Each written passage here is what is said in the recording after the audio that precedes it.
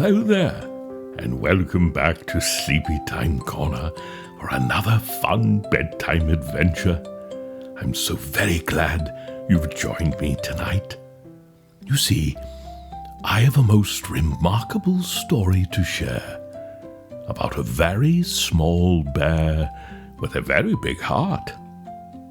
He doesn't talk, he doesn't sing, he simply appears just when it's needed most.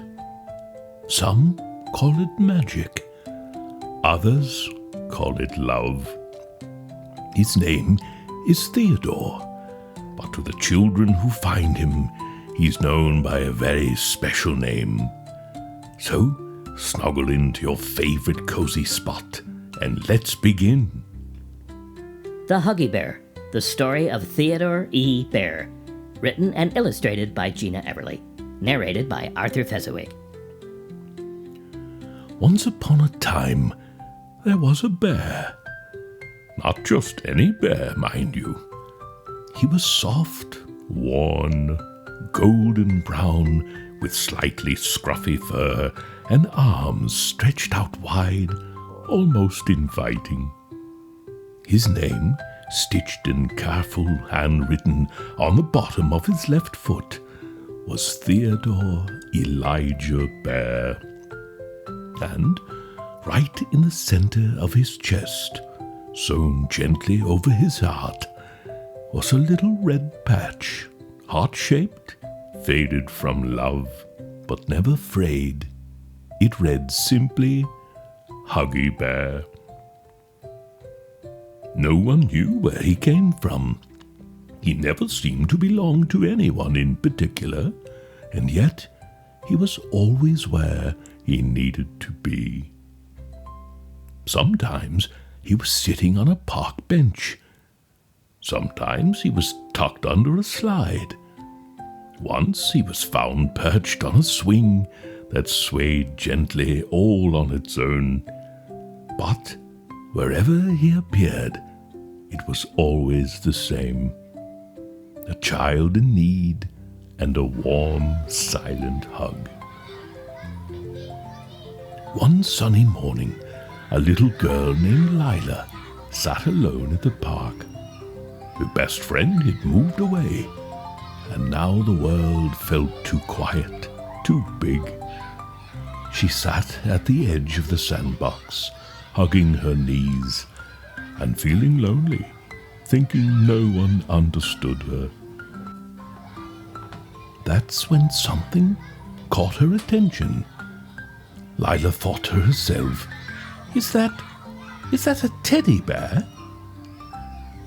Theodore was left, but by who? No one could say.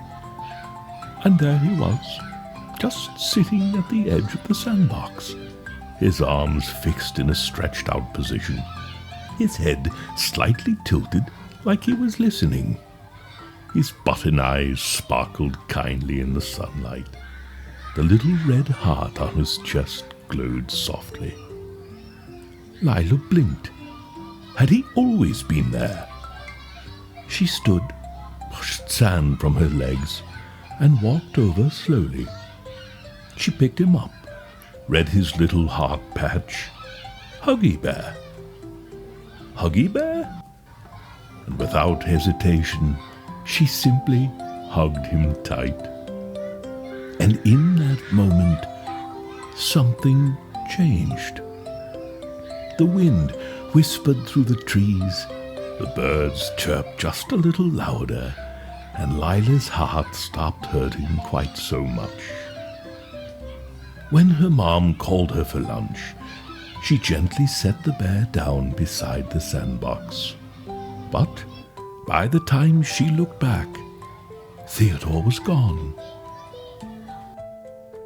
Later that day, at a bustling grocery store, a little boy named Mateo was having a very hard time indeed.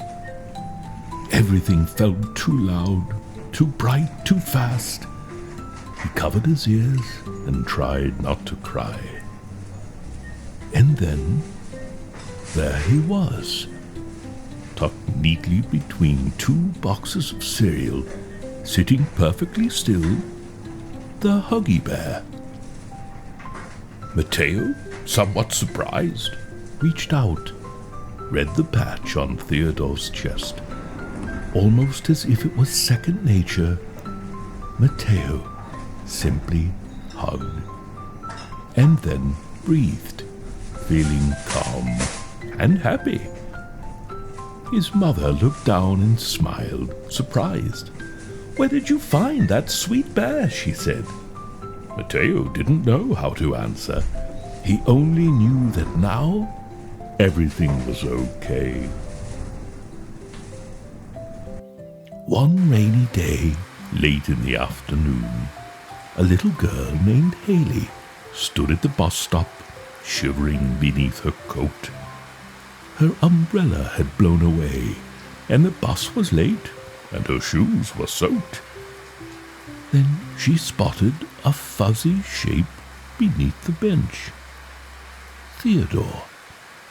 His scruffy fur was slightly damp, but his smile hadn't faded.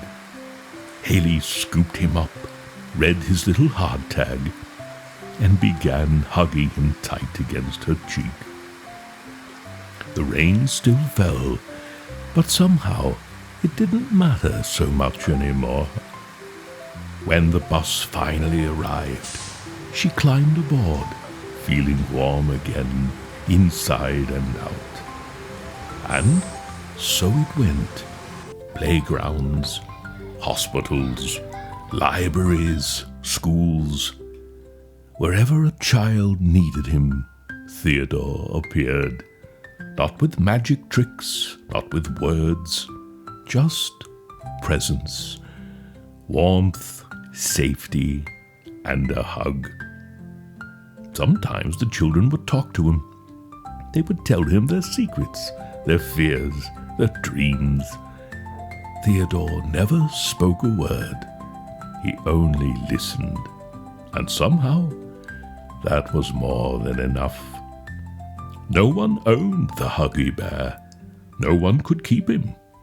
But every child who held him remembered him. And years later, when they were all grown up, and the world felt too loud or too big once again, they would remember that one small bear, that hug, the moment when everything felt okay again. And they would smile, because some hugs last forever. The end. And so, my dear friends, remember, when the world feels a bit too big, a hug might be waiting just around the corner. Whether it's from a favorite teddy bear, a friend, or someone who loves you very much, you are never truly alone. Sometimes it's a soft teddy, a favorite blanket, or a beloved toy.